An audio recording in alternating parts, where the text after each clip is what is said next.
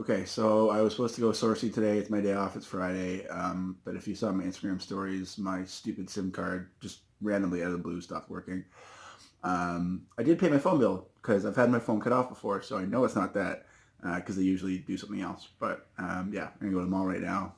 I hate the mall, but go to the mall, get that restored because I can't go sourcing without data. So I can't list it up. So yeah, off we go. Bye, Winnie.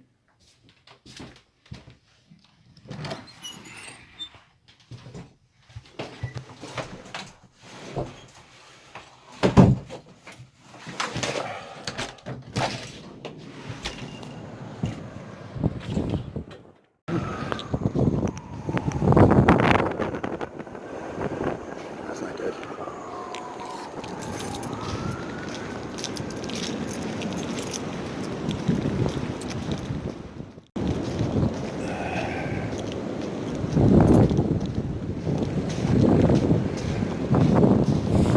There's a car under there somewhere.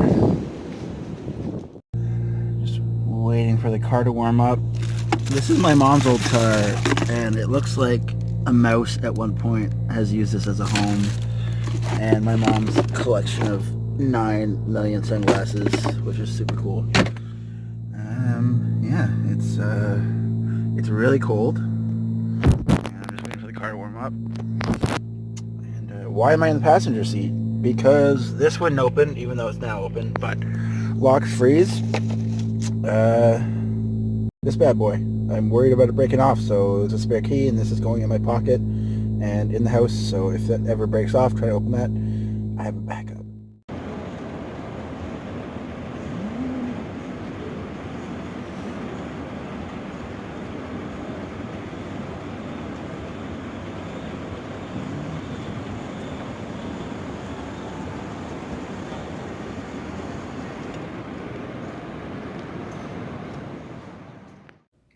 So apparently what happened with my stupid phone was I went in there and even they couldn't bring up the account. They had no idea what was going on, so I had to call using their phone, customer service. They couldn't find out what's going on.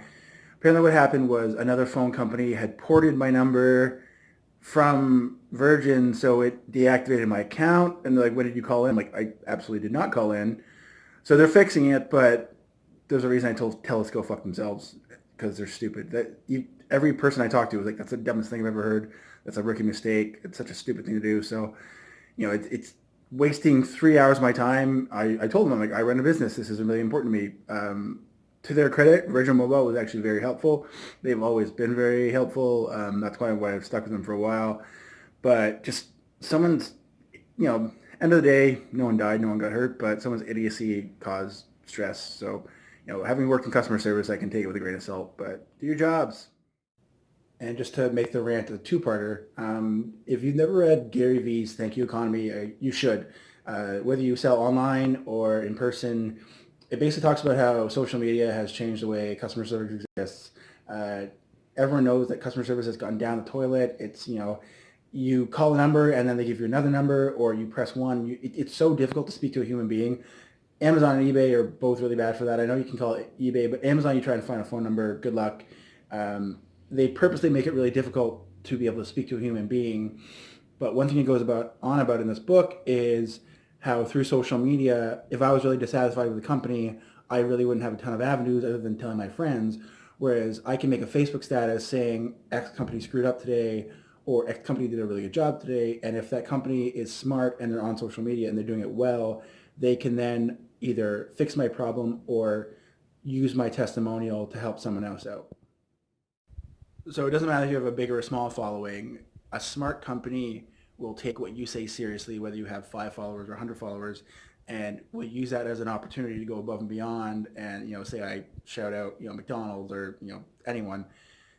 If they're smart, they will take that comment or that complaint seriously, whether I have a big account or not, and they will do something about it. And I think that's kind of moving forward. That will really set certain companies apart from others, in being an industry leader. And yeah, I'm ranting, but thank you for coming to my TED Talk.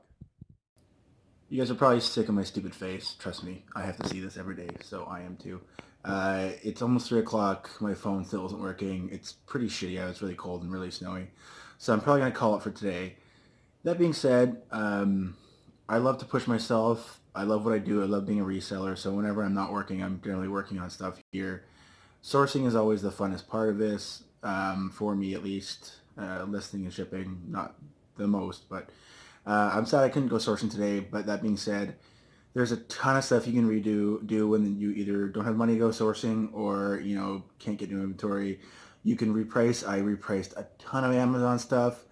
I took a bunch of old listings from eBay and ended them that had a bunch of viewers but no buys. So a lot of times that can trigger a sale. So just think that whenever, just because there isn't stuff necessarily to do, doesn't mean you can't do stuff. So I'm gonna have an admin day and I'm gonna take it easy. All right, so in 2020, I want to start doing healthier stuff, having better hobbies. I've reset up my paint station in the corner, set up my grow lights. These are most going to be for legal plants, but now weed is a legal plant, so I might grow a plant or two just for the hell of it. I'm not going to have some big giant grow up. I just want to make the use of the space, got some heating pads and some UV lights, and then just make this an overall just nice place to live and have my home back again and say hi to Winston. All right, last one I swear before I sign off. I just got an email. That TV I sold, I packed it up really good. I even made a YouTube video about it. I just got an email out of nowhere. It was delivered on Wednesday. I got an email just now saying, it's broke. Want refund. They only have about 17 feedback. Just, there's some alarm bells going off about, scamminess and whatnot. I told them to provide pictures, asked them what actually was broken.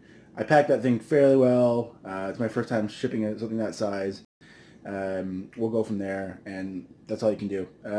Just gather evidence, serial numbers, all that stuff. But one thing I want to say is reselling, it's a lot of fun. You can make a lot of money, but if it turns out to be the case, then you know what?